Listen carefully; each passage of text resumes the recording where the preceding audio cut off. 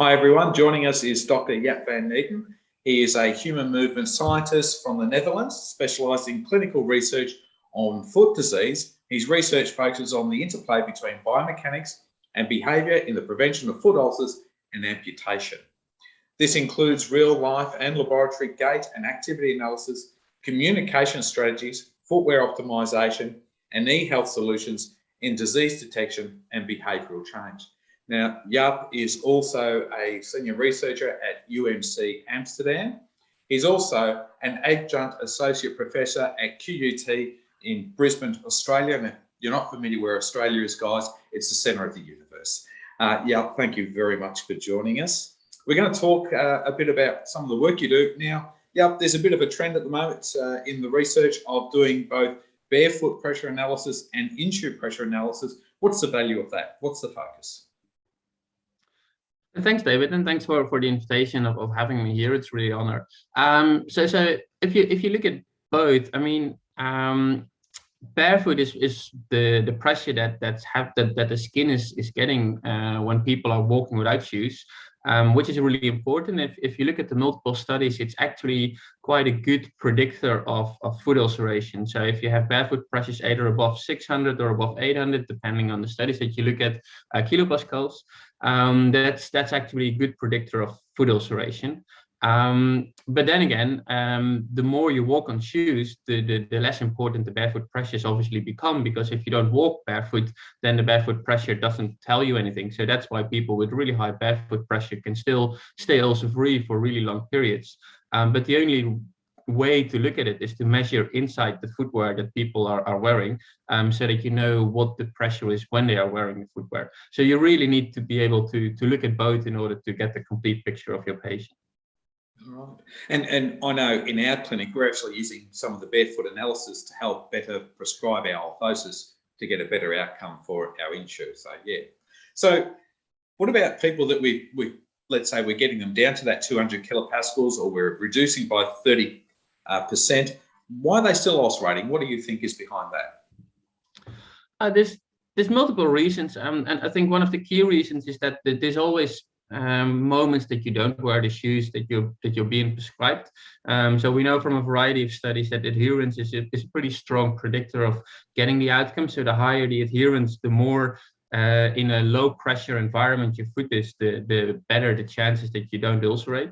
So even with perfect footwear, if you don't wear it, it's still useless.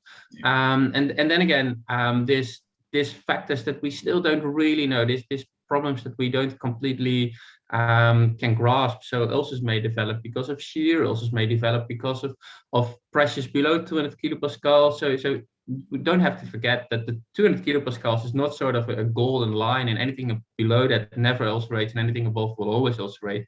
It's about risk, and you reduce the risk if it's below. But we see people ulcerate at levels of 100 to 150 kilopascals, and that could be because they walk a lot, perhaps, so that the total cumulative stress is still really high, or they have really fragile skin. So there's lots of factors that you need to take into account, and that we're trying to investigate, but that requires lots of resources. So we still have quite some questions there. Okay. And from a patient's point of view, what would be the most important future direction that we need to be looking at for pressure mapping? Yeah, so right now, as I said, so with pressure mapping, you know that the pressures are below 200 kilopascals, for example, so that you know that you've reduced the risk. But then for patients, they need to be in a pressure-free environment or a low-pressure environment for as much of the day as possible. So if you have one pair of shoes where you can reduce the pressure, I mean, one pair of shoes is actually no pair of shoes. So you want to change your pairs of shoes. So for patients, we need to find out how can we make them pressure-free for longer periods by creating specific indoor shoes, by creating different, by allowing them to have different pairs of shoes.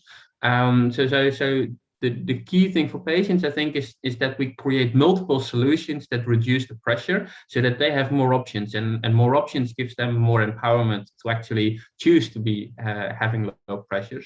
And the second thing is that we improve our education about pressures. So we improve how do we explain it, we show the measurements, we talk them through the measurements, and we really involve them. And we think we know we're doing it, but actually we haven't never properly looked at it. So that's something that research need to find out. How do we actually explain this to patients? So these two are, in my opinion, the most important for patients. Patient education, yeah. And for you as a researcher, what's the next target for you? What's the next thing that you want to focus on?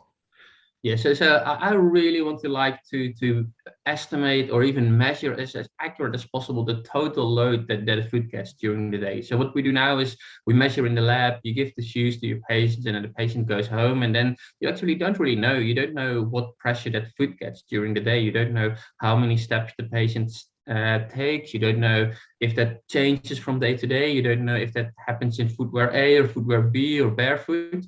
So with our research, we're now really trying to get this. So it's the total stress. It's called the cumulative plantar tissue stress.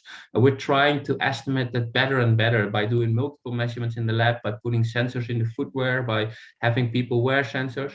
But the dream, of course, is that we can measure really on the skin with sensors that are attached to the skin for multiple days in a row, so that you have a much better understanding of what is happening to that skin. Because the moment there's an ulcer, the skin breaks, and you need to see there's some trauma that needs to happen for the skin to break down, and how can you predict the trauma from happening? And the closer we get to that prediction, the better we can then support our patients to be as active as possible while still not overtraining themselves, sort of overburdening, overloading the skin, so that they're ulcer free but also really active.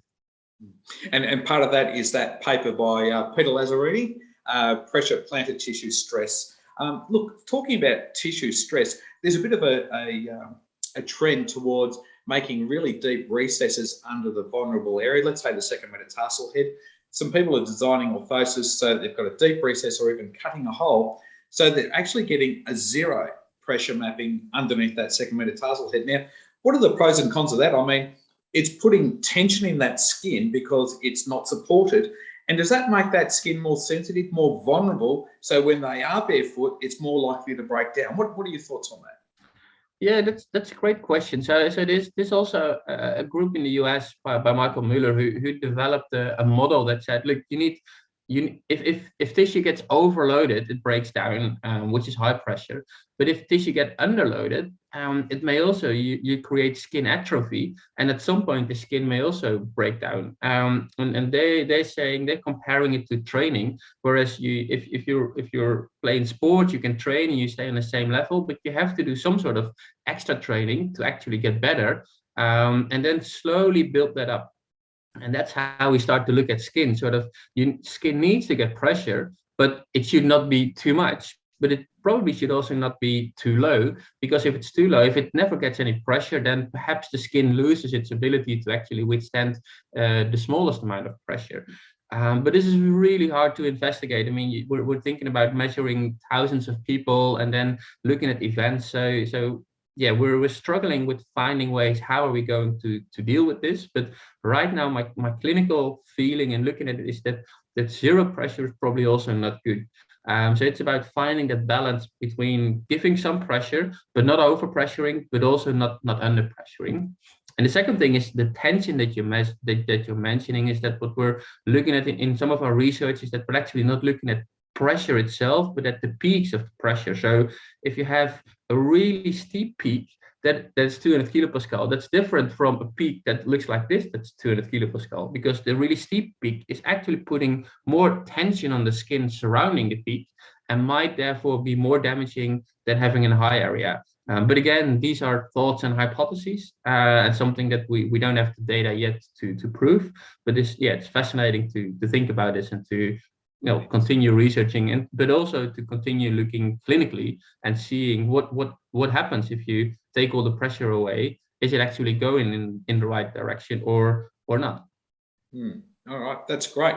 Okay, Jaap, thank you very much. Now, for those listening, if you want, we've got a DFA conference coming up, and Jaap will be joining us for some one-on-one. If you'd like to book some time with him, go to our website, Advanced Pressure Mapping, and you can book some time with Jaap or some of the other experts there. Jaap, thank you very much for your time. We look forward to seeing you at the Congress. You're very welcome, David, and so do I.